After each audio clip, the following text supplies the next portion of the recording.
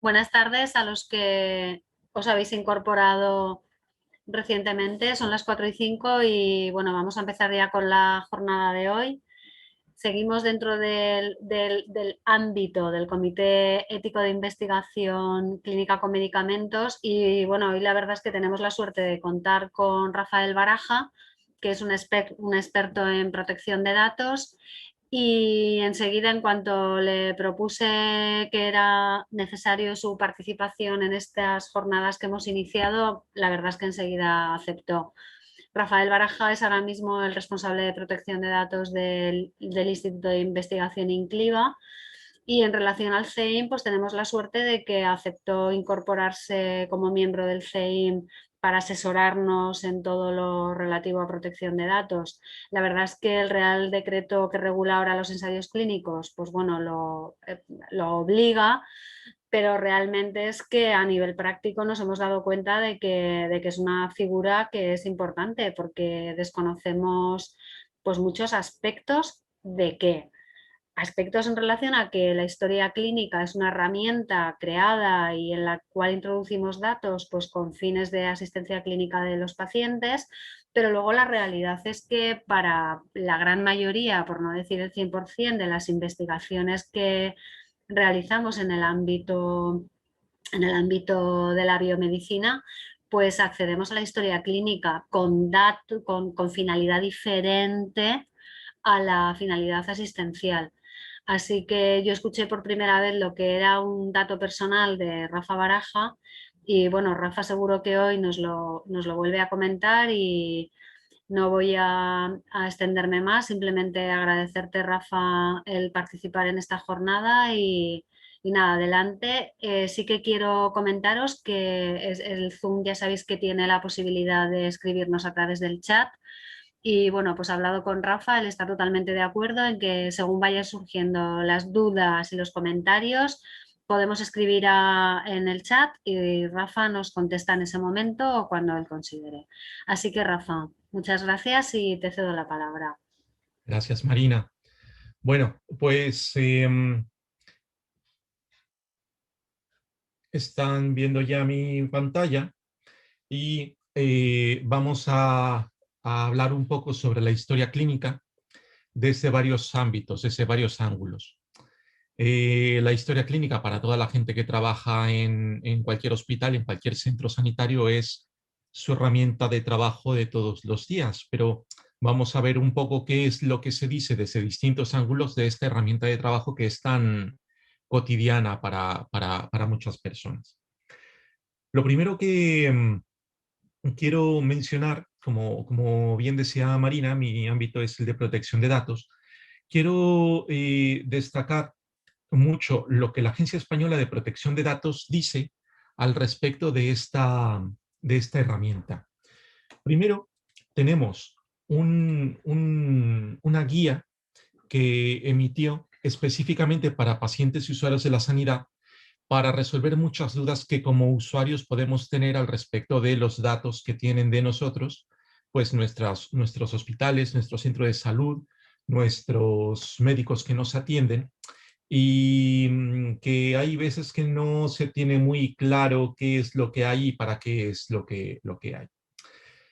Entonces, la Agencia Española de Protección de Datos emitió este documento, esta guía, pues dirigida a eso, a las personas en general. Voy a salir un momento del PowerPoint y voy a abrir directamente el documento. Es un PDF para compartirlo con ustedes y mostrarles cuál es el enfoque de este documento. ¿Vale?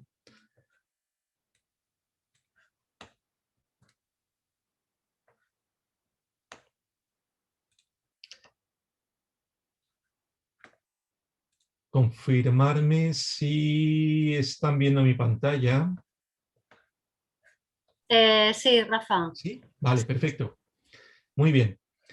Esto que estamos viendo aquí es la guía que les acabo de mencionar y no me voy a detener en toda ella, me voy a ir directamente a la parte que me interesa hablar con ustedes.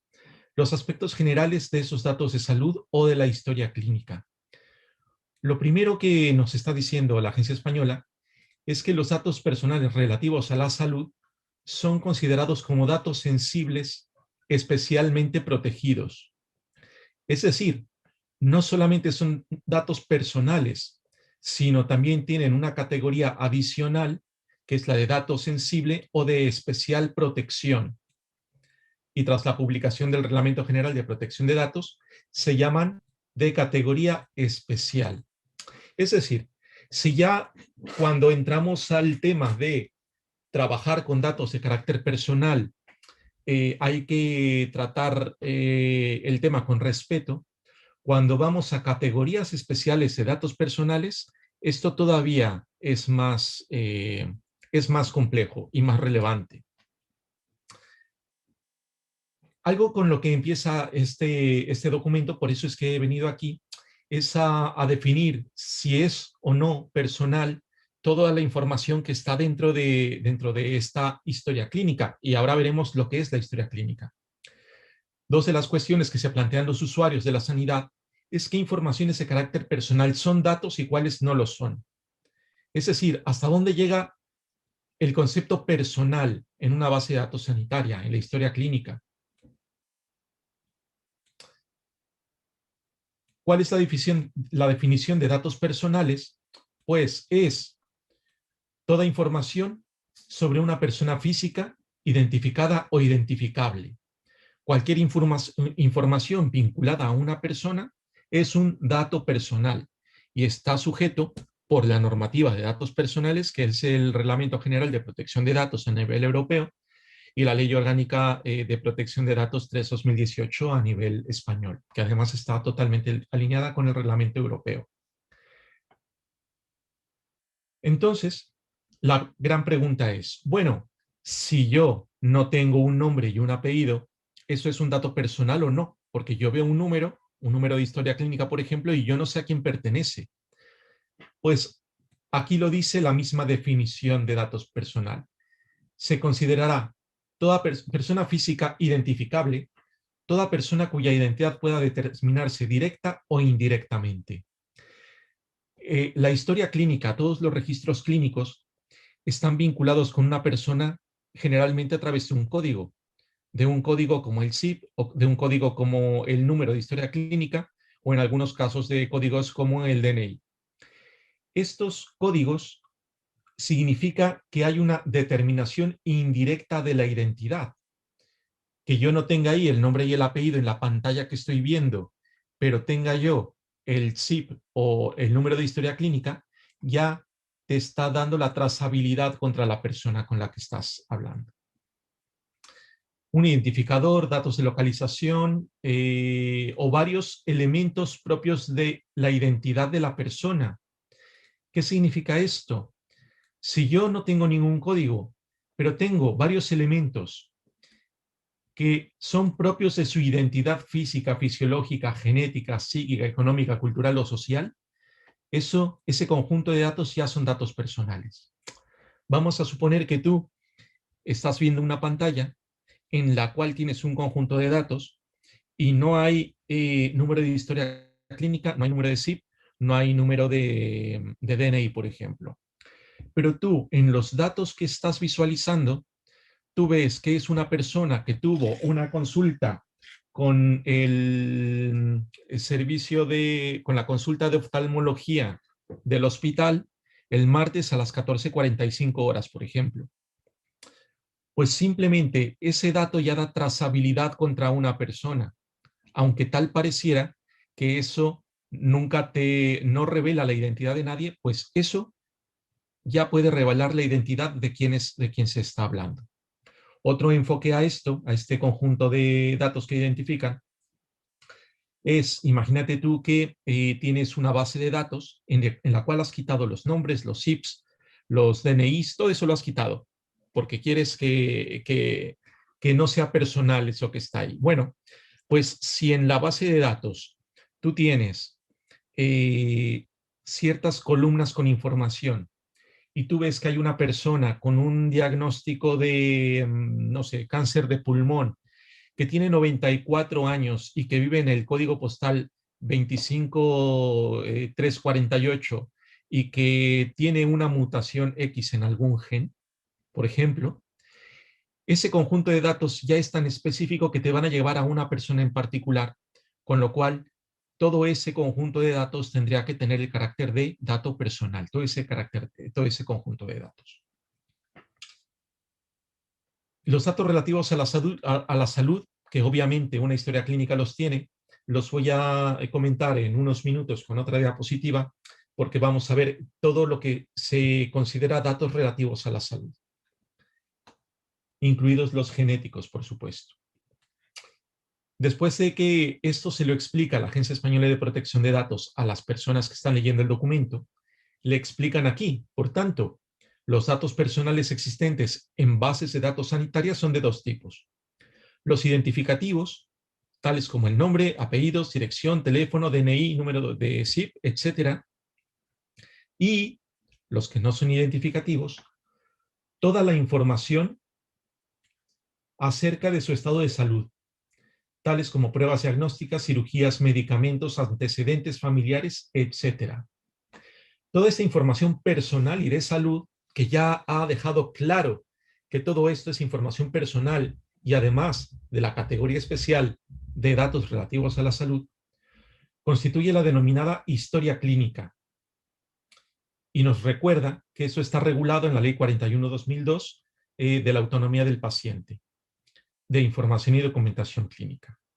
Y se definen como el conjunto de documentos que contienen los datos, valoraciones e informaciones de cualquier índole sobre la situación y la evolución clínica de un paciente o a lo largo del proceso asistencial. La historia clínica comprende el conjunto de los documentos relativos a los procesos asistenciales de cada paciente, con la identificación de los médicos y demás profesionales que han intervenido en ellos. La finalidad principal de la historia clínica es facilitar la asistencia sanitaria, dejando constancia de todos aquellos datos que bajo criterio médico permitan ese conocimiento veraz y actualizado del estado de salud de la persona.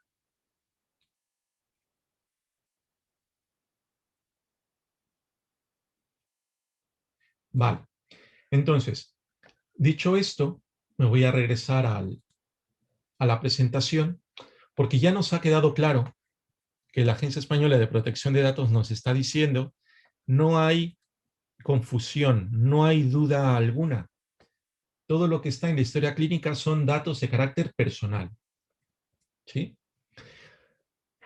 Y ya que estamos hablando de eso, de datos de carácter personal, vamos a darle un vistazo a los principales conceptos al respecto de los datos personales de la normativa que le aplica, en particular el Real Decreto, el Reglamento General de Protección de Datos.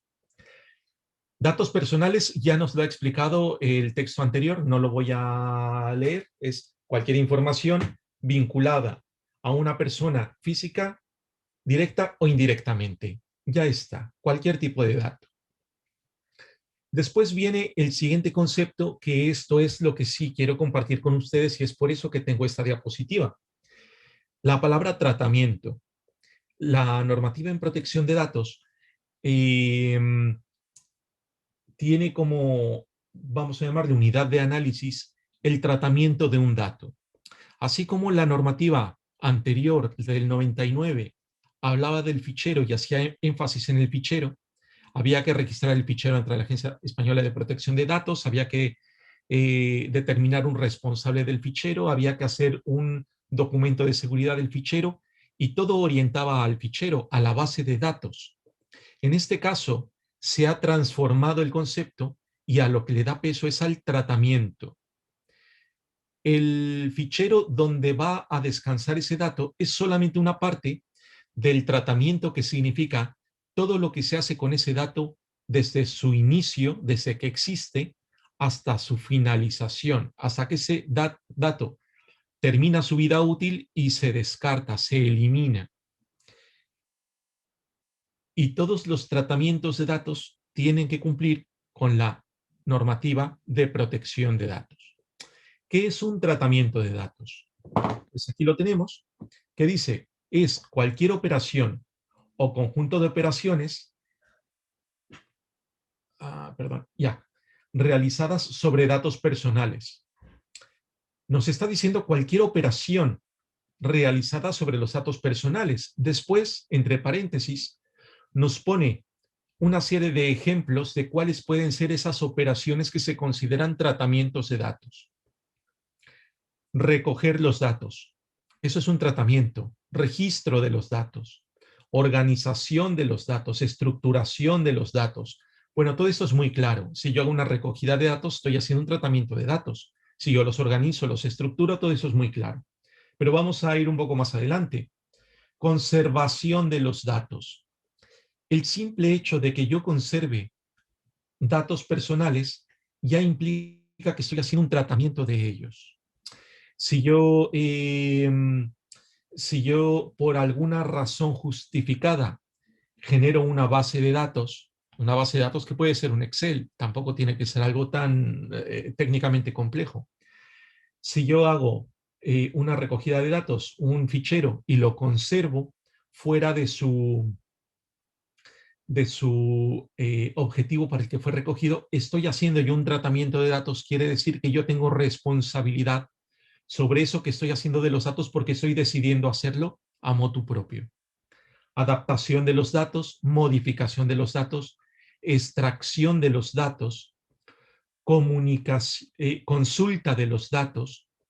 Yo simplemente, por el hecho de abrir una historia clínica y visualizarlos, ya estoy haciendo un tratamiento de datos personales, ¿sí?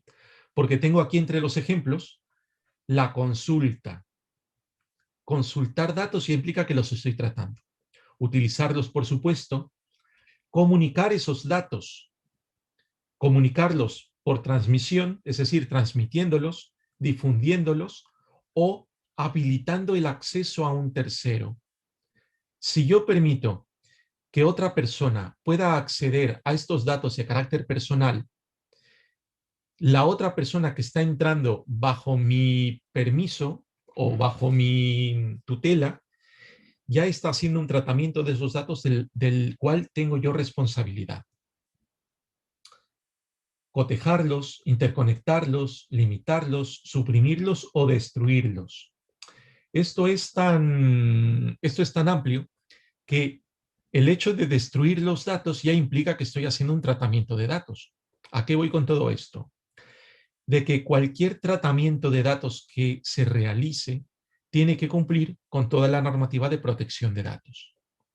Entonces, si yo hago una recogida de datos personales y soy un médico que en la consulta estoy midiendo, pesando y preguntando temas clínicos al paciente, estoy realizando un tratamiento que está enmarcado en mi actividad profesional y que está cumpliendo con toda la legalidad vigente. En cambio, si yo voy a recoger datos fuera de mi ámbito asistencial, tendré que asegurarme que esa recogida de datos está lo suficientemente preparada y planificada para que cumpla con toda la normativa y con todos los requisitos que debe cumplir.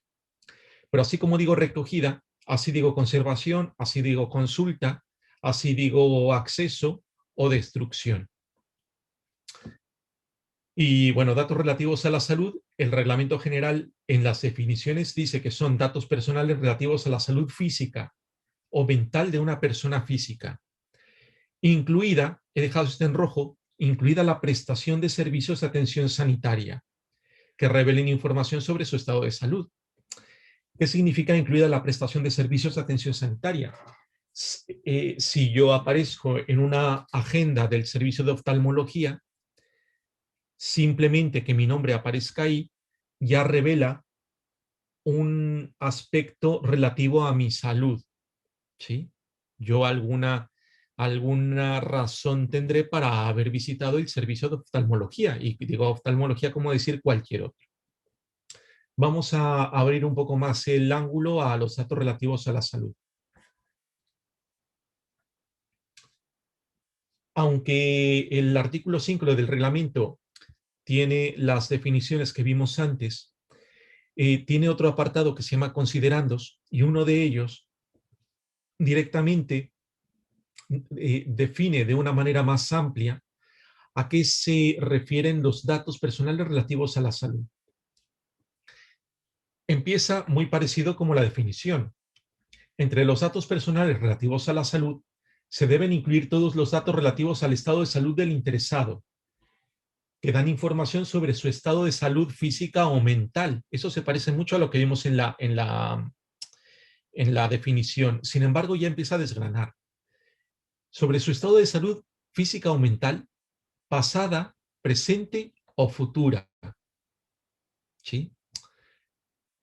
Si yo soy propenso a tener una condición física en el futuro, pues eso forma parte de los datos relativos a la salud. Lo que me pasa ahora o lo que me ha pasado antes. Se incluye la información sobre la persona física recogida con ocasión de su inscripción a efectos de asistencia sanitaria o con ocasión de la prestación de tal asistencia. Lo que decíamos, por ejemplo, las agendas a los diferentes servicios, a las diferentes consultas. Continuamos. Todo número, símbolo o dato asignado a una persona física que la identifique de manera unívoca a efectos sanitarios. Aquí podemos estar hablando de un SIP, por ejemplo, o de un número de historia clínica. Es decir, que nos quede claro que si nosotros no vemos el nombre y apellido, pero estamos viendo el número de historia clínica, es tan dato personal como si tuviera ahí los nombres y apellidos. La información obtenida de pruebas o exámenes de una parte del cuerpo o de una sustancia corporal.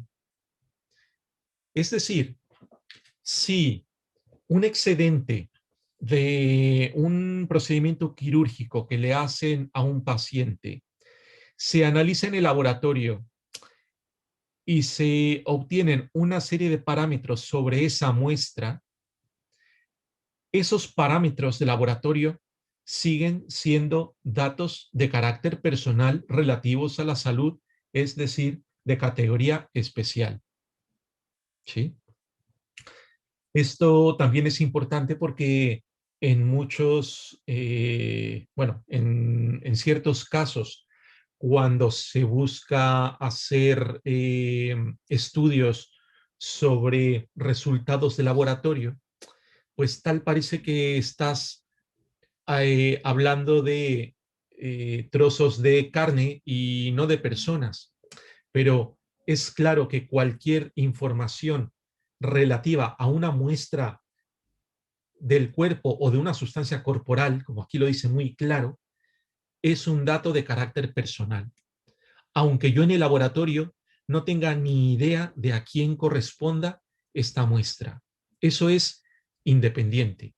Es un dato de carácter personal y tiene que cumplir toda la legislación que le aplica, incluida la procedente de datos genéticos y muestras biológicas directamente. Y como habrán visto, como tiene tanta información este párrafo, he marcado las diferentes ideas con colores para podernos detener en cada una de ellas. Y cualquier relación relativa, a título de ejemplo, a una enfermedad, una discapacidad, el riesgo de padecer enfermedades, el historial médico, el tratamiento clínico o el estado fisiológico o biomédico del interesado. El interesado es el paciente, independientemente de su fuente. Si fue un cuestionario, si fue una revisión del personal sanitario, si fue producto de analíticas, lo que sea, independientemente de su fuente. Por ejemplo, un médico u otro profesional sanitario, un hospital, un dispositivo médico o una prueba diagnóstica in vitro. Todo esto tan amplio son los datos relativos a la salud. No me voy a detener en esto, simplemente decir que los datos de categoría especial, entre ellos los relativos a la salud, tienen una prohibición para ser tratados en el artículo 9 del Reglamento General de Protección de Datos.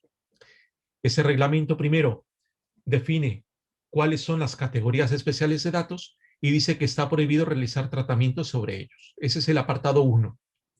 Después el apartado 2 dice que hay ciertas excepciones que amparado en ellas sí se puede realizar algunos tratamientos de datos de esas categorías especiales, entre ellas la relativa a la protección de la salud y algunas otras muy, muy puntuales. Pero nos quedamos de que los tratamientos de datos que realizamos en el hospital para dar el servicio asistencial a los pacientes se mueve en una excepción de una prohibición de tratar estos datos del reglamento. Nos movemos en una excepción. Continuamos. Ahora vamos a ver lo que dice la Ley de Autonomía del Paciente y de Documentación Clínica al respecto de la historia clínica. Que bueno, un poco vamos a regresar sobre lo que nos comentaba la Agencia Española de Protección de Datos. Vamos a ver rápidamente qué es. El artículo 14 habla de esto. La historia clínica comprende el conjunto, y esta es una parte muy importante, el conjunto de los documentos relativos a los procesos asistenciales de cada paciente. Cuando hace referencia a el conjunto, quiere decir que la historia clínica puede estar separada en varios sistemas informáticos, en varios soportes, en varios centros. Es decir, la historia clínica no es solamente lo que está contenido en el aplicativo informático principal de la consulta asistencial. Todos los aplicativos informáticos y soportes de datos y de información del centro sanitario constituyen en su conjunto la historia clínica del paciente. Porque podemos tener un aplicativo para las consultas, podemos tener otro aplicativo para las farmacias, podemos tener otro aplicativo para el laboratorio, podemos tener otro aplicativo para atención primaria, podemos tener una parte de la información de un servicio en papel o en, por ejemplo, las radiografías, cuando todavía eran físicas, que ahora ya son muchas digitales. Todo eso en su conjunto es historia clínica. Cuando algún servicio, como parte de su necesidad asistencial, tiene un aplicativo propio, ese aplicativo propio también es historia clínica. Todo es en su conjunto historia clínica, no es solamente el aplicativo que está orientado a la parte más asistencial. Todo el conjunto de datos es la historia clínica y todo está protegido bajo este mismo esquema del que estamos hablando el día de hoy. Entonces, con la identificación de los médicos y de los demás profesionales que han intervenido en ellos, con objeto de obtener la máxima integración posible de la documentación clínica de cada paciente, al menos en el ámbito de cada centro. Se necesita identificar todos los que han intervenido con esos documentos. Las historias clínicas electrónicas, ya desde que tú firmas con tu usuario el acceso a la misma, ya se está haciendo el registro de lo que tú estás modificando o consultando dentro de cada historia clínica, y estos registros se hacen de manera automática. Cuando los documentos eran en papel, pues el médico que incluía ahí algo se identificaba y decía quién había hecho esa anotación o había incluido ese dato. Después viene a asignar qué responsabilidades sobre esta documentación van a los centros y a las administraciones. El punto 2 va a los centros. Cada centro archivará las historias clínicas de sus pacientes, cualquiera que sea el soporte, papel, audiovisual, informático o de otro tipo, en el que consten de manera que queden garantizadas su seguridad, su correcta conservación y la recuperación de la información. ¿Sí? Nos pide garantizar su seguridad, su correcta conservación y la recuperación de la información. ¿Por qué es importante que garantice esto? Porque todos estos datos, esta información, tienen que estar disponibles y además tienen que ser veraces para que en el momento en el que una persona entre por la puerta de urgencias y necesite una actuación, se pueda tener toda la confianza de que los datos que están depositados ahí son verídicos y que se pueden utilizar para realizar las actuaciones más adecuadas en cada caso. Entonces, el centro es el responsable del archivo de esta información. Pero después viene otra responsabilidad que se asigna a las administraciones sanitarias, que es establecer los mecanismos que garanticen la autenticidad del contenido de la historia clínica y de los cambios operados por ellos. Esto es que todos los sistemas informáticos que soportan estos datos tienen que estar avalados por las administraciones sanitarias. No sería correcto que se utilizaran soportes o aplicativos de diseño propio sin que tuviera el aval de la administración, porque finalmente se tiene que garantizar la autenticidad de ese contenido en todo momento y esta responsabilidad se asigna a la administración, ni siquiera al centro, ni al médico, ni al servicio, a la administración. Después da a las comunidades autónomas, como vemos va de lo específico a lo general. Se aprobarán las disposiciones necesarias para que los centros sanitarios puedan adoptar las medidas técnicas y organizativas adecuadas para archivar y proteger las historias clínicas y evitar su destrucción o pérdida accidental. Quiere decir que esa responsabilidad que en el punto 2 se da al centro, dice que las comunidades autónomas tienen que darles las herramientas y las medidas para que estos archivos puedan hacerse de una manera adecuada y correcta.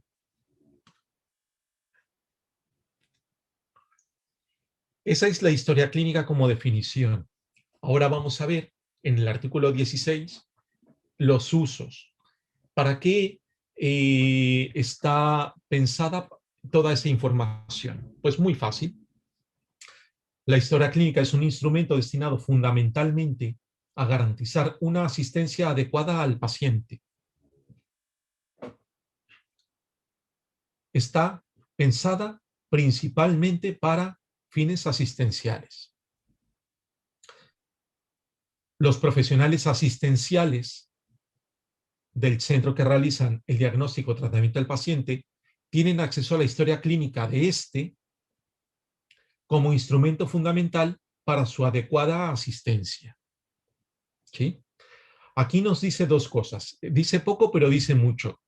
Dice, cuando dice destinado fundamentalmente a garantizar una asistencia adecuada, dice que es fundamental para esto, pero que pueden haber otras aplicaciones de la historia clínica, otros usos de la historia clínica que los menciona en el punto 3. Sin embargo, después matiza y acota. En el punto 1, la primera frase del punto 1 abre. Pueden haber varias finalidades de la historia clínica. La principal es esta, pero pueden haber varias. Sin embargo, la segunda parte acota. Dice que los profesionales asistenciales tienen acceso a la historia clínica del paciente como instrumento fundamental para su adecuada asistencia. ¿Qué significa eso?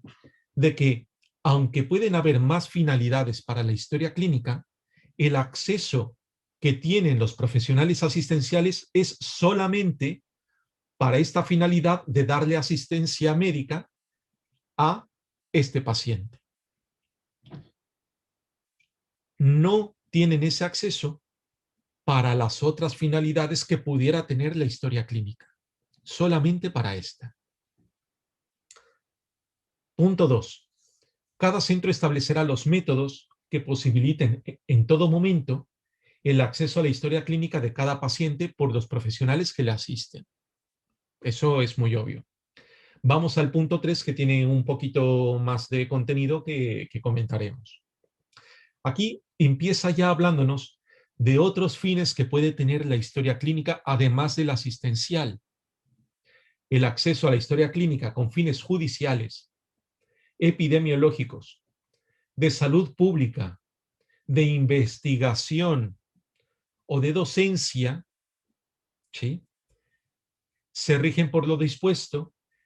Estoy poniendo esto siguiente en amarillo y tachado porque así es como lo dice la ley. Sin embargo, a día de hoy ha cambiado la ley. Esta ley ya está derogada y ahora debería decir la Ley Orgánica 3/2018 de protección de datos de carácter personal y garantía de los derechos digitales, y por la Ley General de Sanidad y demás normas de aplicación en cada caso. Aquí ya nos dice que cada uno de estos fines, además de observar la Ley Orgánica de Protección de Datos vigente y la Ley General de Sanidad, deberán de observar las normas que apliquen en cada caso. No es lo mismo las normas que aplican a los fines judiciales que los de investigación. El acceso a la historia clínica con estos fines obliga a preservar los datos de identificación personal del paciente. Hemos visto que los datos de identificación son el nombre, el apellido, el número de historia clínica, el CIP o cualquier otro dato que tenga una vinculación directa o indirecta con la persona, pero identificador, separados de los de carácter clínico asistencial, de manera que como regla general quede asegurado el anonimato. Esta parte está subrayada y anonimato, la palabra anonimato está incluso marcada en color rojo. Este concepto o este manejo del concepto anonimato ha hecho que al paso de los años se tenga una percepción sesgada de lo que significa el dato personal y el dato anónimo. Aquí en realidad lo que debería de haber dicho para que fuera correctamente, conceptualmente correcto, es que quede protegida la identidad de la persona. ¿Por qué? Porque para la normativa de protección de datos, los datos que no son personales son datos anónimos y los datos anónimos no son de aplicación para la normativa de protección de datos porque no tienen ningún tipo de trazabilidad con ninguna persona física identificada o identificable. ¿Sí? Aquí lo que nos está diciendo esta normativa es de que cuando yo utilice datos de la historia clínica con fines de investigación, epidemiológicos, judiciales, no debo de poner en esa base de datos nombre y apellidos, número de historia clínica o SIP, por ejemplo. Eso es lo que nos viene a decir. ¿Para qué? Para proteger la identidad de las personas. No nos está diciendo que tengamos que anonimizar esa información antes de utilizarla. ¿Por qué hago hincapié en esto? Porque anonimizar una base de datos no consiste en quitar el nombre, el apellido, el CIP y el número de historia clínica y ya está. Anonimizar una base de datos es una operación técnica que tiene que cumplir con unas directrices internacionales. De hecho, con el reglamento de protección de datos anterior de la Unión Europea, habían una serie de documentos técnicos que te decían, o que te dicen, porque siguen siendo vigentes, que te dicen cómo se tiene que hacer un proceso de anonimización. Y la Agencia Española de Protección de Datos también tiene documentos técnicos que dicen cómo se tiene que llevar un correcto proceso de anonimización. Entre otros es que tienen que haber dos equipos, una separación funcional entre un equipo que anonimice y un equipo que haga una valoración posterior del riesgo de anonimización y dejar registros de qué es lo que se ha hecho en cada caso y cuál es el riesgo residual de la base de datos obtenida para ver si sí la podemos considerar anónima o no. Si no podemos considerar anónima una base de datos, sigue teniendo aplicación sobre ella toda la normativa de protección de datos. Entonces, el hecho de que se incluya la palabra anonimato en un texto como este ha llevado a que en el inconsciente colectivo, por decirlo así, se genere la idea de que si yo no pongo el nombre y el apellido de la persona, entonces ya están anonimizados. Y entonces ya puedo hacer con ellos pues una serie de cosas porque ya están anonimizados y por ende ya no son de carácter personal, ¿sí?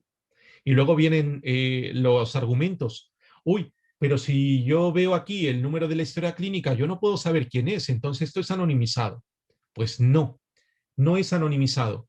Y todo esto lo tenemos arrastrándose del uso de esta palabra que ha aparecido aquí en su momento, hace 15 años o así, ¿vale?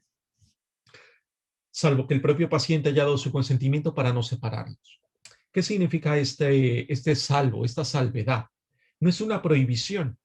Hay muchos proyectos de investigación prospectivos en los cuales yo necesito ver a Pepe Pérez en mi consulta cada 2 semanas a lo largo de 6 meses. Entonces, pues es Pepe Pérez el que va a venir a mi consulta y yo le voy a medir la tensión arterial y le voy a preguntar 4 cosas. Por tanto, yo tengo acceso a la identificación de Pepe Pérez. Si ese proyecto tiene un consentimiento, ese consentimiento me puede habilitar para poder utilizar sus datos identificativos junto con sus datos clínicos para ese proyecto de investigación, para esa base de datos que estoy haciendo yo para el proyecto de investigación. Se exceptúan los supuestos de investigación de la autoridad judicial en los que se considera imprescindible la unificación de los datos identificativos con los clínicos asistenciales, en los cuales estará lo que dispongan los jueces y tribunales en el proceso correspondiente.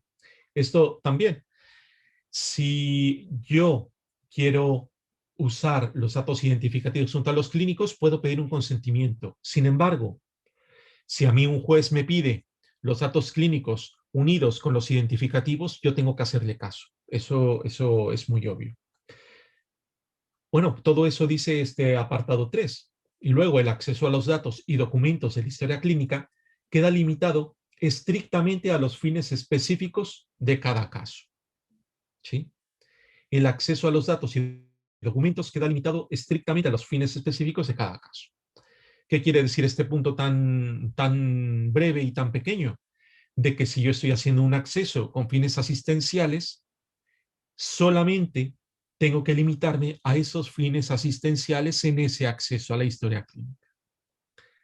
Si yo estoy haciendo un acceso a la historia clínica con fines judiciales, porque me los ha pedido un juez, tengo que limitarme únicamente a ese fin de extracción de esos datos que me ha pedido ese juez. ¿Sí? Siguiente, el 4. El personal de administración y gestión de los centros sanitarios solo puede acceder a los datos clínicos de la historia, a los datos de la historia clínica relacionados con sus propias funciones. Si yo soy contratado como cardiólogo de un hospital, yo tengo una serie de funciones que dicen para qué he sido yo contratado por ese hospital.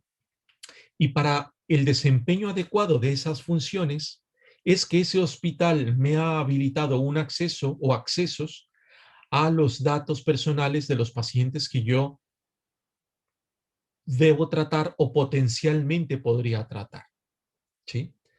Pero solamente relacionados a las funciones que tengo asignadas.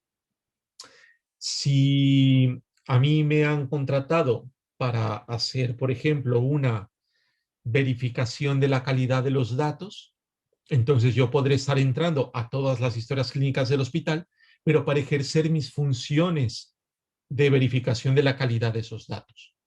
¿Sí? Por eso es que eso está acotado o está orientado especialmente para personal de administración y gestión. Porque ya hablamos de que los clínicos tienen habilitados estos accesos para la prestación del servicio asistencial. Después, hay otro grupo de personas que podrían tener funciones de inspección, evaluación, acreditación y planificación que pueden tener acceso a las historias clínicas. Bueno, pues solamente deben de hacerlo para eso y respetando siempre los derechos del paciente o cualquier otra obligación del centro. Siguiente, y esta es muy obvia y eso la sabemos todos. El personal que acceda a los datos de la historia clínica en el ejercicio de sus funciones, por supuesto, queda sujeto al deber de secreto profesional. Las comunidades autónomas regularán el procedimiento para que quede constancia del acceso a la historia clínica y de su uso. ¿Sí? De tal manera de que los aplicativos informáticos tienen un sistema de trazabilidad que permiten saber, o al menos en la teoría, deberían de permitir saber quién ha entrado, a qué datos y para qué motivo, en qué momento. Y debe de existir una trazabilidad para eso. Y esta es una responsabilidad que se asigna a las comunidades autónomas. Por eso también es que está vinculado el que la comunidad autónoma sea la que valide por ejemplo, los aplicativos que se usan en los centros, porque tiene responsabilidades que debe de estar cumpliendo y observando. Bueno, en este artículo hemos visto para qué es la historia clínica y para qué son los accesos que ha dado al personal sanitario, al personal del centro, que es para los fines asistenciales principalmente, y que debe de haber una trazabilidad, una constancia. Hasta aquí todo esto creo que ya lo sabíamos todos, creo que no estoy descubriendo nada nuevo, pero vamos a hablar un poco de esas constancias que quedan ahí, de esos accesos. Pues esas trazabilidades, esas constancias, son las que después permiten que se hagan comprobaciones, ya sea de manera rutinaria o de manera motivada. ¿Qué significa de manera motivada? De que hay una persona que considera que no se están tratando adecuadamente sus datos clínicos y puede poner una denuncia, por ejemplo, ante la Agencia Española de Protección de Datos, ¿sí? Y dependiendo del caso, pues también podría poner una denuncia por otras vías, por ejemplo, a la judicial. Esto que tengo en pantalla es un ejemplo de una resolución de un procedimiento sancionador de la Agencia Española de Protección de Datos que le puso hace un par de años al Servicio de Salud de Castilla-La Mancha, ¿sí? Relativa a la pérdida de datos y a accesos indebidos al historial de pacientes en diferentes hospitales de la citada comunidad autónoma. He puesto este procedimiento aquí para ilustrar a qué le está llamando acceso indebido este procedimiento sancionador. Si leemos esto un poco más abajo, lo que nos viene a decir es que el Servicio de Salud de Castilla-La Mancha tiene varios hospitales, varios centros, y que las rutas donde tiene la información de los pacientes y la codificación de los pacientes se hizo de tal manera de que cuando en algún momento empezó a funcionar esto, yo buscaba a un paciente de un hospital y me salía otro paciente de otro hospital, pero que a lo mejor usaban el mismo código de acceso y tenían la misma ruta de destino de su información. De tal manera de que de unos 431 pacientes, que está abajo la cifra, un médico en el ejercicio de sus funciones asistenciales, es decir, sin ninguna mala fe, sin ninguna mala intención, buscando los datos de Pepe, le aparecen los datos de María, de otro hospital. Pues, seguramente el médico cierra eso, reporta y ya está, sin más. ¿Por qué? Porque tiene enfrente a Pepe, que es a quien está dando consulta. Bueno, pues eso ya se ha catalogado como accesos indebidos al historial de los pacientes. 431, y eso dio pie al procedimiento sancionador cuya carátula tengo aquí en pantalla. Entonces, no estamos aquí hablando ni siquiera de una mala fe. Y seguramente el médico o los médicos que visualizaron la carátula de una historia clínica de un paciente que no es suyo, tampoco sacaron ningún provecho, ningún beneficio personal de eso, y eso seguro que no fue a más. Sin embargo, son accesos indebidos al historial de pacientes y hay un procedimiento sancionador al respecto. Pongo esto como ejemplo porque ahora imagínate cuando un médico utilizando su usuario o su acceso a los sistemas informáticos del hospital accede a ellos para buscar una información de la que sí pueda sacar algún tipo de beneficio él. Pues por supuesto que se eleva el grado de valga la redundancia, de gravedad de ese acceso indebido. Si partimos que aquí ya hay un procedimiento sancionador, imagínate cuando hay un beneficio de ese acceso. Vamos un poco adelante. esta parte no se nos debe de olvidar. No solamente acceden a la historia clínica o a los aplicativos donde se guardan los datos clínicos, los, perdón, las personas contratadas por el centro o por el hospital, sino de que hay en muchos casos estudiantes o residentes que también tienen acceso a estos datos de manera directa o indirecta.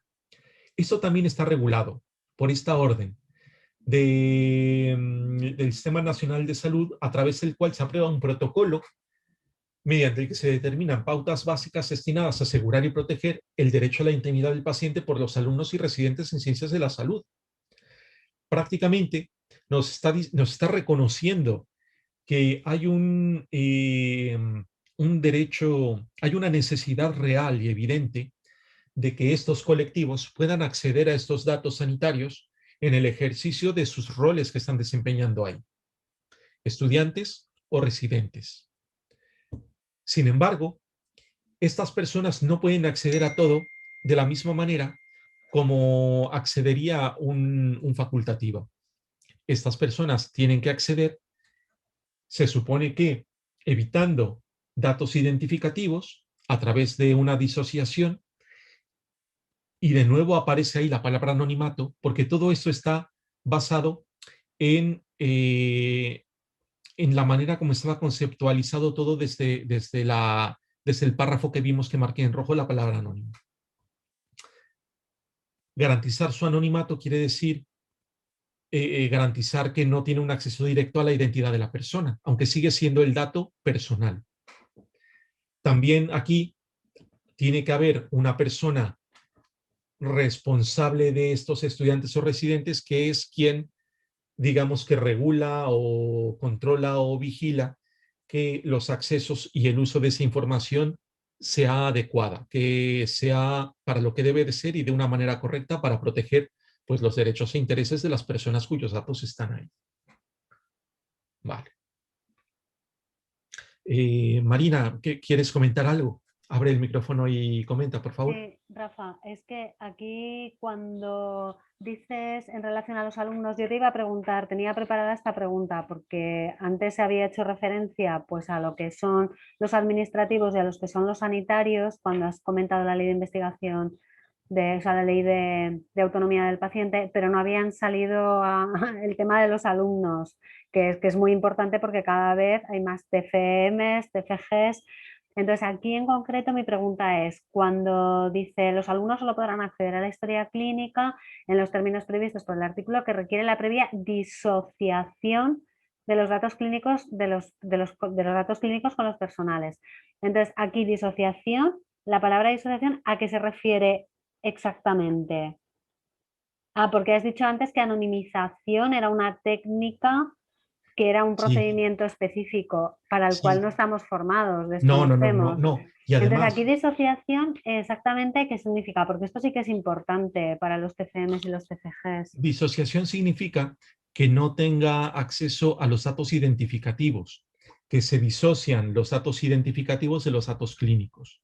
Entonces, ¿qué significa eso? De que hay una persona, que seguramente será su tutor o su responsable, que sí tendrá acceso a los datos identificativos y que tendrá que extraer los datos clínicos mínimos y necesarios que necesita este estudiante, con un fin justificado, por supuesto, en función de cada caso, y es los datos a los que le permitirá el acceso. ¿Sí? Pero los datos a los que le permitirá el acceso a la historia clínica o a la base de datos que genere el tutor, me refiero, o sea, por Claro, definición, ¿un alumno puede acceder a la historia clínica de un paciente, sí o no? ahí ya yo creo que depende de cada caso. ¿A qué me Ah, refiero de cada caso? De cada soporte.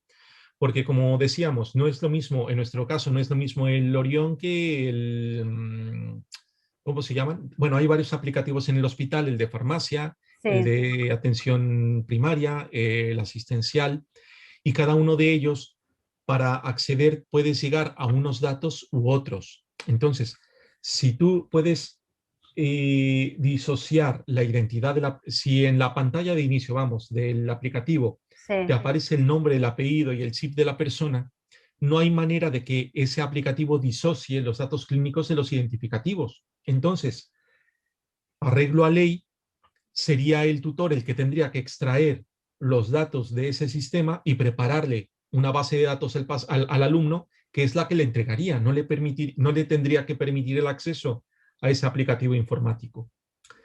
Sin embargo, si otro aplicativo informático tiene la posibilidad de mostrar los datos clínicos sin mostrar los datos identificativos, podría darse el caso de que tuviera acceso este estudiante a ese aplicativo con un acceso propio. Por eso es que habría que conocer exactamente la circunstancia de cada aplicativo para saber si podría ser o no. Sin embargo, donde no podríamos equivocarnos sería en que una persona que sí tiene el acceso a todos los datos extraiga solamente los clínicos que necesita el alumno y se los proporcione ya en una base de datos específica para lo que él tiene que hacer. Muy bien, gracias, Rafa. Eso es lo que te preguntaba. Gracias. Sí, perfecto. Vale. Ahora, visto más o menos la regulación para cada uno de los colectivos de la historia clínica, vamos a pasar a algunos elementos, digamos, más operativos para cerrar con otra parte que seguro les interesará. Este que está aquí, bueno, lo de la derecha y la izquierda es lo mismo, simplemente que hago un acercamiento para los que están viendo eso en una pantalla pequeña. Este es un decálogo de protección de datos para el personal sanitario y administrativo que ha emitido la Agencia Española de Protección de Datos. Y esto está colgado en la intranet del hospital. De hecho, este me lo hizo llegar Marina, que se lo encontró por ahí y me lo hizo llegar. Vamos a darles un vistazo porque son elementos a lo mejor obvios, pero que nunca está por demás volverlos a mencionar. 1. Trata los datos de los pacientes como querrías que tratasen los tuyos. Los datos son de los pacientes, tienes que pensar en ellos como si fueran un bien del paciente, un artículo del paciente, una propiedad del paciente sobre el cual tú tienes permiso para hacer solamente una cosa y no todas las cosas, que es darle la atención asistencial que necesita. Tienes que pensar en ellos así. Te ha dado permiso para que tengas, como Sistema Nacional de Salud y como profesional, acceso a esos datos para eso y no para otra cosa. ¿Estás seguro de que tienes que acceder a esa historia clínica? Piénsalo. Solo debes acceder si es necesario para los fines de tu trabajo. Lo hemos visto. Solamente para ejercer tus funciones. Siguiente. Recuerda, tus accesos a la documentación clínica quedan registrados en el sistema. Se sabe en qué momento y a qué información has accedido. Los accesos son auditados posteriormente. Si nos preguntamos por qué hay tan poca información sobre, por ejemplo, accesos indebidos, como vimos en la diapositiva pasada, yo me atrevo a pensar de que estas auditorías a los accesos se hacen muy poco o de una manera muy ligera, de tal manera de que pareciera que no existe. Porque si se hicieran auditorías a estos accesos o cuando se hagan las auditorías a estos accesos, seguramente aparecerían muchos accesos, algunos intencionados y otros no intencionados, como el caso que vimos de la codificación errónea de Castilla-La Mancha, que podría llevar a tirones de orejas o a sanciones en algunos casos que a día de hoy, a comportamientos que a día de hoy parecieran inofensivos o inocentes. Siguiente, el 4. Evita informar a terceros sobre la salud de tus pacientes, salvo que estos lo hayan consentido o tengas una justificación lícita. Evita informar a terceros es algo que se puede interpretar de muchas maneras. Se puede interpretar de una manera muy amplia. Si yo te digo que yo como médico a lo mejor le digo a mi vecina lo que al final le salió a su hija en la analítica, es incorrecto. Y es muy claro que eso entra en este supuesto de evita informar a terceros, ¿sí?, sobre la salud de tus pacientes. Pero ahora, ¿qué te parecería si yo te digo que me invitaron a participar de un registro de pacientes muy chulo que está en Estados Unidos, para el cual simplemente cada que me entre alguien con esta patología, tengo que rellenar en esta página web todos estos datos y enviarlos? No voy a enviar el nombre ni el apellido del paciente. Entonces, ¿esto es anónimo? Pues no, no es anónimo. Y eso también es informar a terceros sobre la salud de tus pacientes. Salvo, claro, que estos lo hayan consentido. Estamos hablando de que si ese registro que yo hago en esa página web de mis pacientes es parte de un proyecto de investigación en condiciones y el paciente me ha firmado un consentimiento informado de esa transmisión de información, entonces es lícita. Pero si mi paciente no sabe que yo estoy mandando sus datos a no sé dónde, entonces sería ilícito. Por eso dice, evita informar a terceros. Vemos muy claramente la ilicitud en decirle a la vecina sobre la analítica de su hija. Pues igual de ilícito sería nosotros transmitir datos a otra entidad si no hay un consentimiento o una justificación lícita. Cuando habla de justificación lícita, habla de un principio de licitud que está muy incorporado en la normativa de protección de datos actual, en la cual cualquier tratamiento de datos, vimos antes todo lo que es un tratamiento, simplemente el hecho de que el dato exista ya es un tratamiento. Destruirlo es un tratamiento. Cualquier tratamiento que yo hago debe de tener una justificación lícita, del cual hay un menú del cual yo tengo que tener muy claro cuál es mi justificación lícita para ese tratamiento que estoy haciendo. Siguiente. Cuando salgas del despacho, asegúrate de cerrar la sesión abierta de tu ordenador. No facilites a nadie tu clave y contraseña. Si necesitas un acceso urgente, contacta con el departamento de informática. ¿Sí? ¿Por qué? Como hay una trazabilidad, si tú te dejas la sesión abierta, cualquier persona que acceda usando tu usuario quedará trazado a ti. Y tú no podrás decir que no, porque es tu usuario. No envíes información con datos de salud por correo electrónico o por cualquier red pública o inalámbrica de comunicación electrónica. Si fuera imprescindible, no olvides cifrar los datos. ¿Qué significa cifrar los datos? Hacer que si una persona intercepta esa comunicación en medio, pueda tener el dato, pero no pueda leerlo, no pueda acceder a él. Eso significa cifrar el dato. Imagínate tú, por ejemplo, que si envías, bueno, no imagínate, se hace en muchos casos así. Si tú envías por correo electrónico un resultado de una analítica a la persona, ¿no? Yo me hago una analítica en un centro privado y me envían a mí el resultado, el informe a mi correo electrónico, sí o sí me lo van a enviar protegido por una contraseña. Será un PDF protegido por contraseña y la contraseña me la habrán dado en otro momento. Eso es lo mínimo indispensable para una transmisión electrónica de datos de salud. 7. No tires documentos con datos personales a la papelera. Destrúyelos tú mismo o sigue el procedimiento implantado en tu centro. Aquí en este caso está hablando de documentos en papel, que cada vez hay menos afortunadamente, pero los documentos que tengan datos personales tienen que ir a los contenedores de destrucción de documentación segura. 8. Cuando termines de pasar consulta, cierra con llave los armarios o archivadores que contengan documentación clínica. También muy obvio, muy claro. 9. No dejes las historias clínicas a la vista sin supervisión. Y 10. No crees por tu cuenta ficheros con datos personales de pacientes. Consulta siempre antes con el departamento de informática.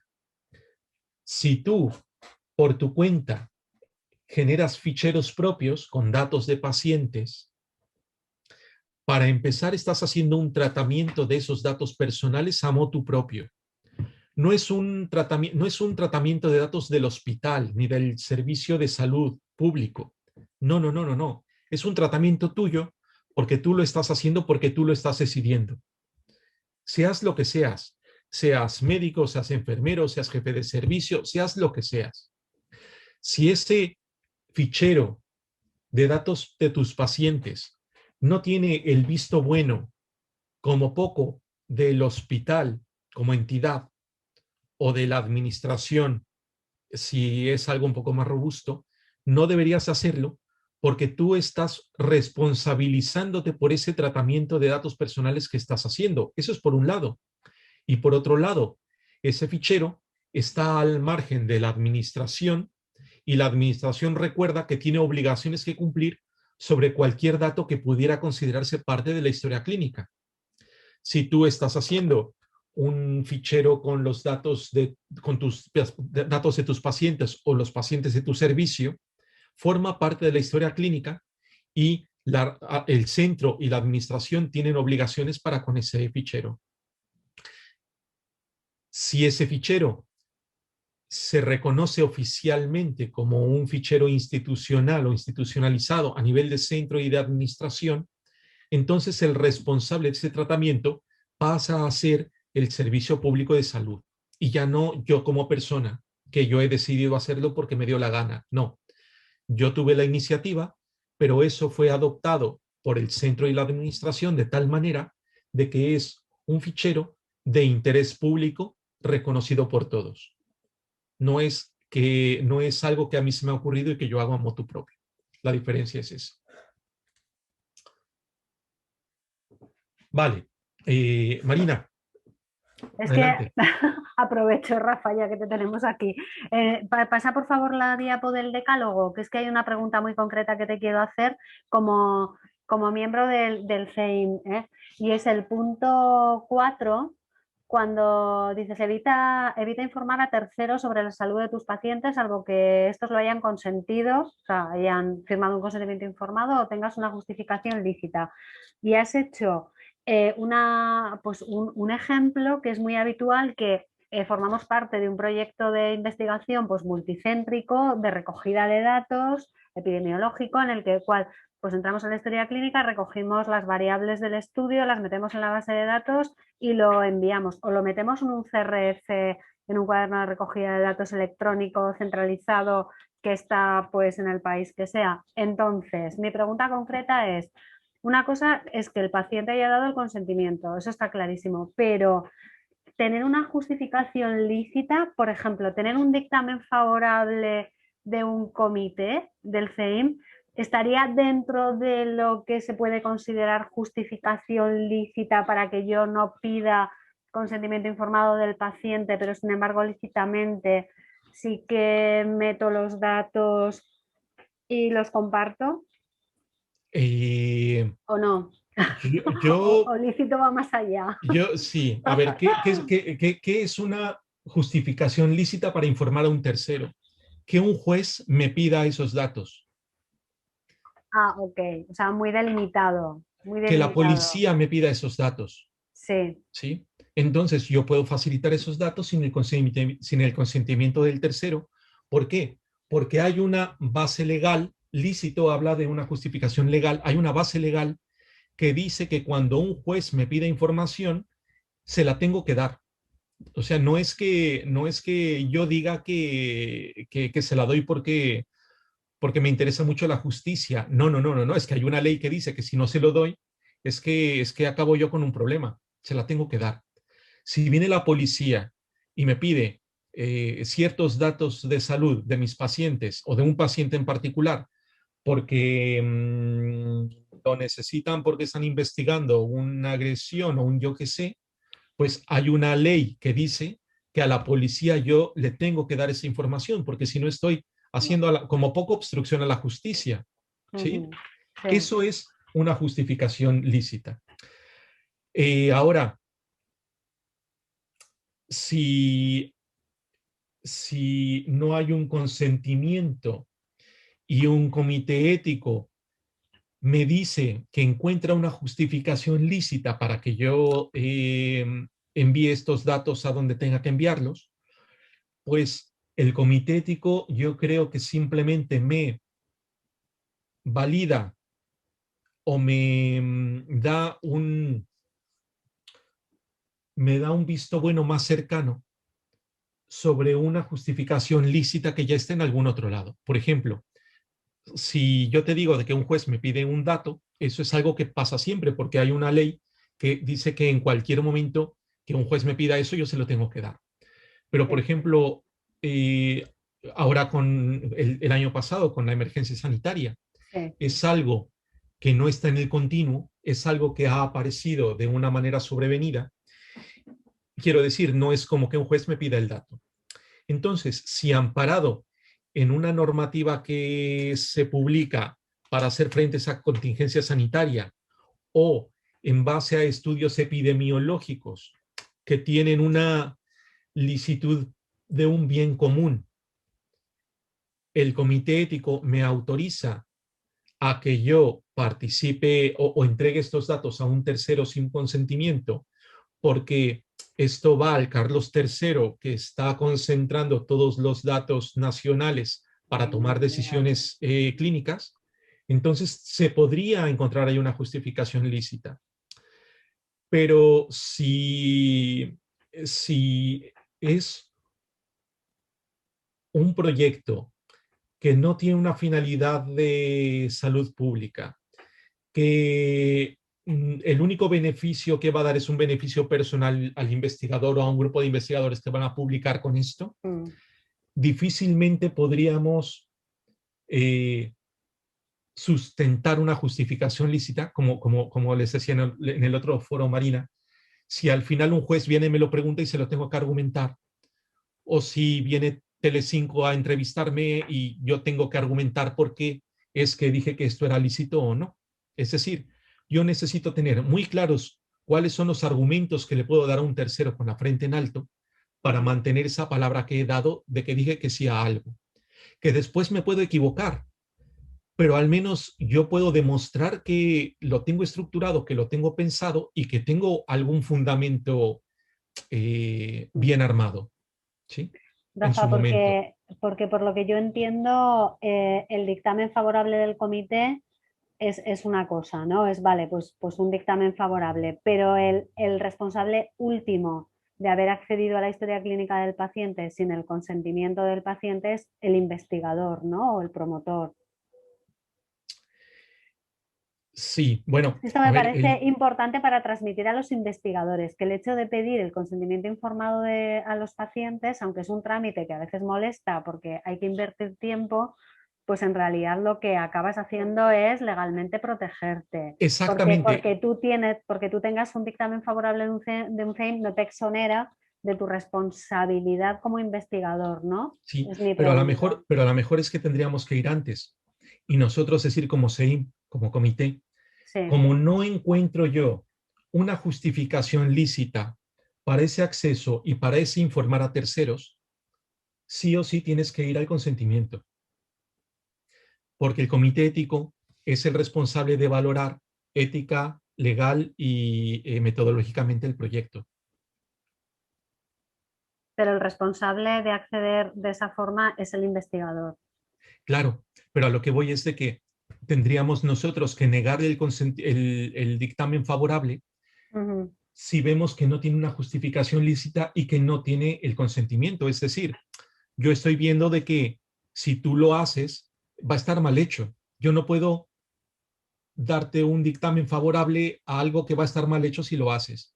Sí, ¿Sí? ujú, sí, Más sí, bien sería por ahí. sí, muy bien, Vale. gracias. Entonces, de nada.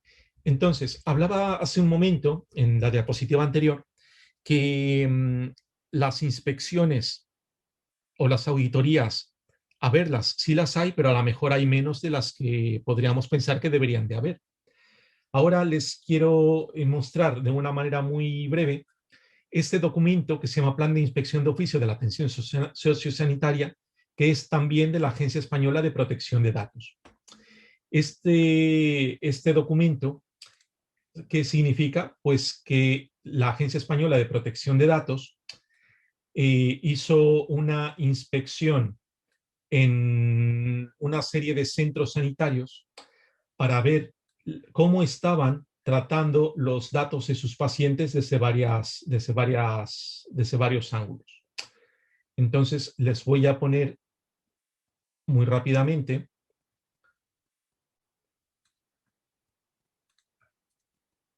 lo que dice al respecto de la historia clínica. Me voy a ir a mostrarles esto y ahora regreso a las preguntas frecuentes, que son un par.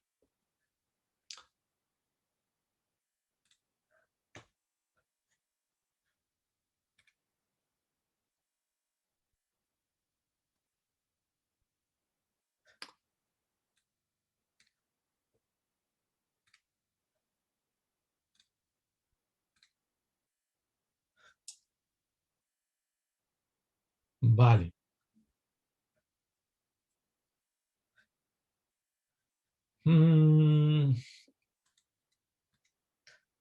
La parte, el texto negro, son algunas cosas que han visto, que habían historias en papel, que habían sobres abiertos, que estaban desorganizadas, algunas cosas así, pero lo que quiero ver con ustedes es el texto azul, que son las recomendaciones que hace para el manejo de la historia clínica en los centros sanitarios que ha observado. Recomendaciones: la dispersión de los documentos por diferentes departamentos, con existencia de historias troceadas o duplicadas, lleva aparejados riesgos en la integridad de la documentación, al hacerse más difícil la actualización de la información, así como la combinación de los datos desde diferentes fuentes. Nosotros, por ejemplo, en el hospital tenemos varios sistemas, pero todos están interrelacionados. Sin embargo, no en todos los casos es así, y donde no lo es, eso puede ser un problema. En caso de modificación o anotación de una determinada información en una ubicación, puede ocurrir que no se actualice el resto de ubicaciones, generándose una inconsistencia de datos. También, al no encontrarse toda la información en un único lugar, se pueden encontrar problemas de disponibilidad a la hora de localizar documentos, creándose situaciones tales como, por ejemplo, no saber tan siquiera si existe un determinado informe médico y, por tanto, no tenerlo en consideración. A ver, para no extenderme tanto con esto, voy a buscar las partes más importantes. Aquí, por ejemplo, habla también del tránsito. Procedimientos seguros para el traslado de documentación sociosanitaria, de tal forma que se impida el acceso de personas no autorizadas a los documentos en tránsito. Actualmente, aunque en el hospital casi la mayoría de la información ya se genera en digital, todavía el departamento de archivo de abajo, de los sótanos, todavía tiene mucha información ahí que puede ser insegura en caso de transportarse. Los documentos que se encuentran en el poder de los profesionales, mientras que no estén almacenados definitivamente por estar tratando al usuario, deben ser custodiados por dichos profesionales, para lo cual el centro debe informar a los trabajadores esta obligación, incluyendo la necesidad de evitar accesos indebidos por terceras personas. Los accesos indebidos es algo que está muy claro que tiene que ser evitado, siendo recomendable que tal deber figure específicamente en los compromisos de confidencialidad suscritos por los empleados. Asimismo, se deben establecer mecanismos de comprobación de la integridad de la historia sociosanitaria en papel. Para los registros en papel, instaurar una política de mesas limpias para evitar que terceros puedan tener acceso a documentos con datos personales.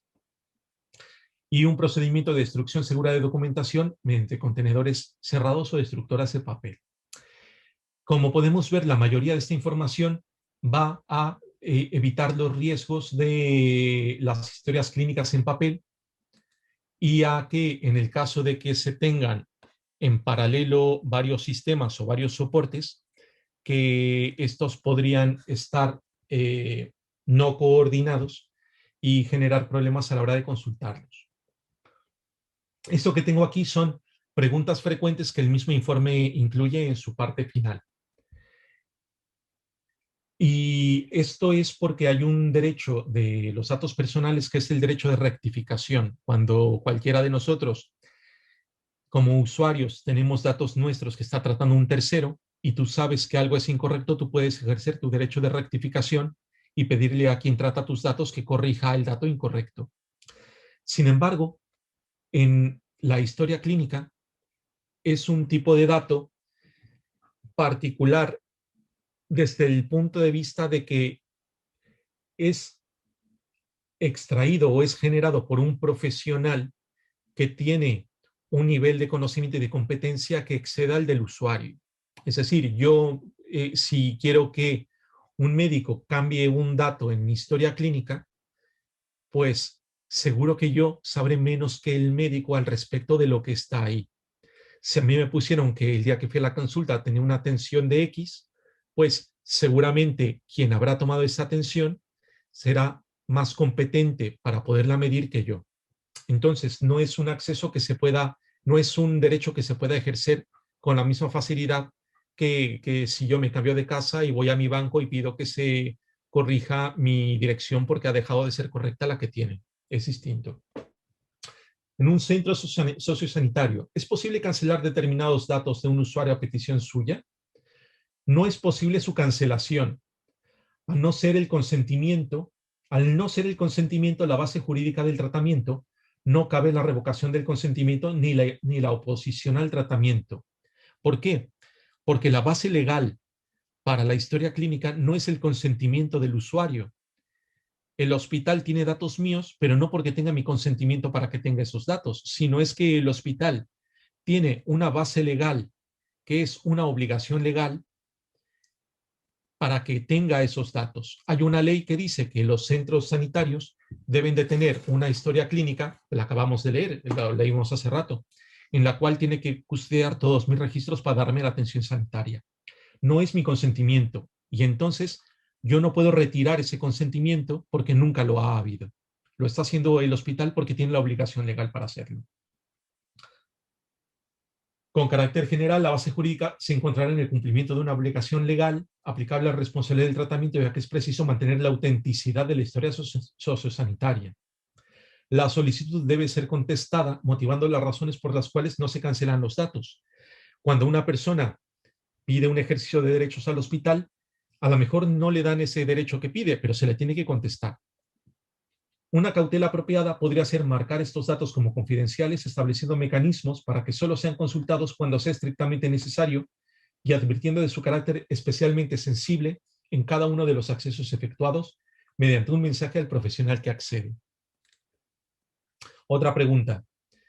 En los puestos de guardia o puestos donde se realizan pruebas médicas, donde se establecen turnos y hay equipos en funcionamiento a las 24 horas por necesidad del servicio, ¿es posible compartir el usuario del sistema de información para evitar salir y entrar del sistema?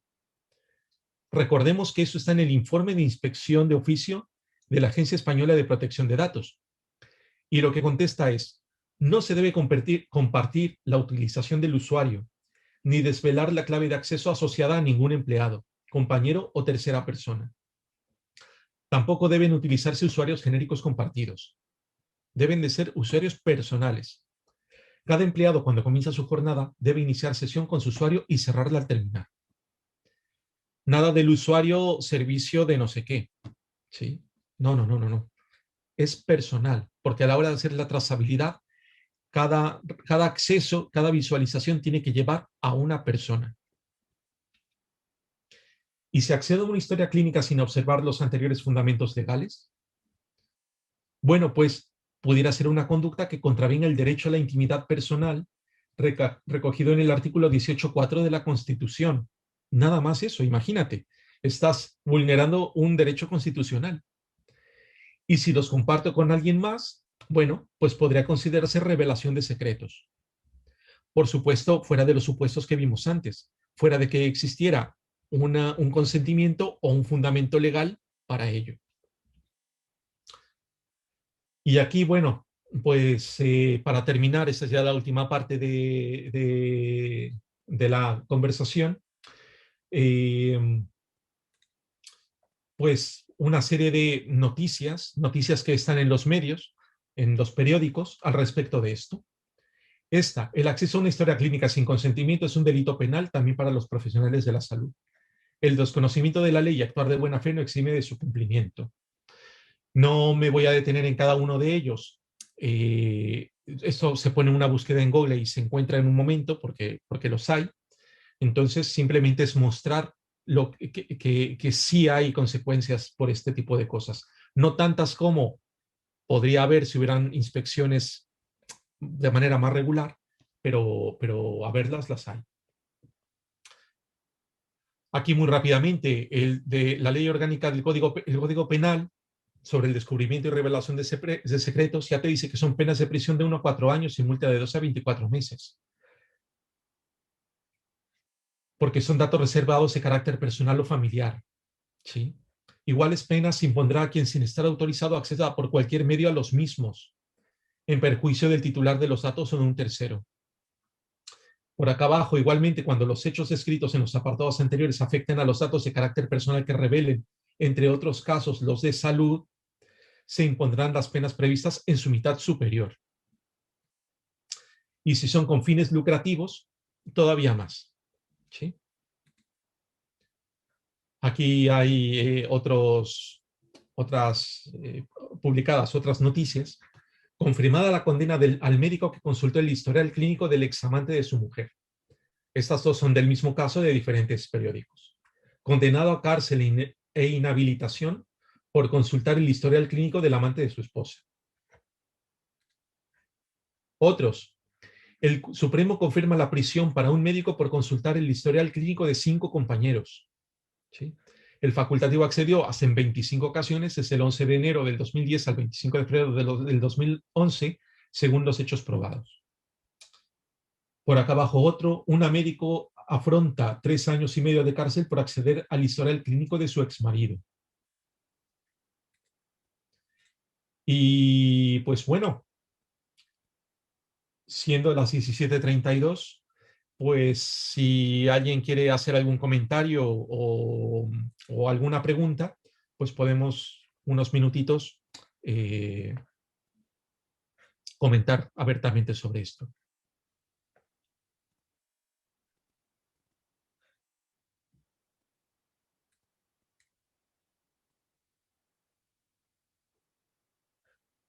Estoy viendo en el chat que me había escrito Marina por aquí, que no lo vi hace rato, y lo comento. Me está preguntando si un registro clínico específico que crea un servicio, por ejemplo, de pacientes COVID, ¿es también historia clínica del paciente? Sí, es historia clínica del paciente porque es un registro que tiene estos datos con fines asistenciales, entiendo yo.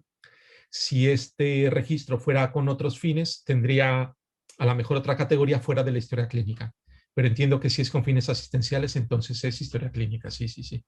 Sí, me refería con fines asistenciales, porque durante la pandemia, sí, bueno, y posteriormente se están generando pues muchos archivos, muchas bases de datos con la finalidad de, pues bueno, pues ver pronósticos, ver factores de riesgo, ver cosas y tal, y se están generando, vamos, en los servicios. Por eso te comentaba, porque al principio cuando te he hecho la pregunta muy al inicio, luego ya has desarrollado más el tema, sí, pero no lo había contemplado yo nunca así, que un sí. registro fuera parte de historia clínica, porque entonces el acceso a ese registro tiene las Tendría que estar mismas, monitorizado claro, sí. Y entonces ese registro no solamente lo tendría que hacer el servicio motu propio, tendría que pedir la autorización del centro o poner en conocimiento del centro y a sí, su vez de la administración para que ellos sí. pudieran también cumplir con sus responsabilidades al respecto de ese trocito de la historia clínica. ¿Sí? Muy Sí, bien, sí, ese sería el ángulo. muy bien. Bueno, pues si no hay preguntas o comentarios, yo creo que podemos dar por concluida la sesión, Marina. Sí, muy bien, Rafa, agradecerte la exposición, porque además dentro de todo lo que hay, pues te has ajustado al tiempo fenomenal. Y yo destacar que mira que te he escuchado veces y sin embargo he aprendido hoy que un tratamiento de datos es simplemente registrar un dato o leer un Mirarlo. dato, mirarlo, porque para los investigadores un Sí, tratamiento de datos siempre lo asocias con un análisis estadístico claro. del dato. No, Pero solo mirar el dato es un claro. tratamiento de datos. Yo por mi parte Marina, destacar eso. solamente traerlo en tu pen, Sí. ya lo estás tratando. Si ese pen se pierde y al final lo Mm, vinculan contigo, tú mm. eres el responsable a efectos de normativa de protección de datos de ese tratamiento incorrecto que hiciste de esa base de datos. Sí, sí, muy interesante. Muy interesante. Bueno, creo que voy a volver a los ratones, dice Paco. Paco, te quitas muchos problemas, ¿eh? Sí, sí, sí, sí, sí. Además, Paco, como vas a estar tú conmigo en el curso de las próximas semanas, ya verás, ya verás. Muy bien. Pues nada, agradecer a todos los presentes la asistencia y eso. Y nada, Rafa, muy, muy interesante. Muchísimas gracias. Gracias a todos. Buenas tardes. Gracias, Marina. Adiós.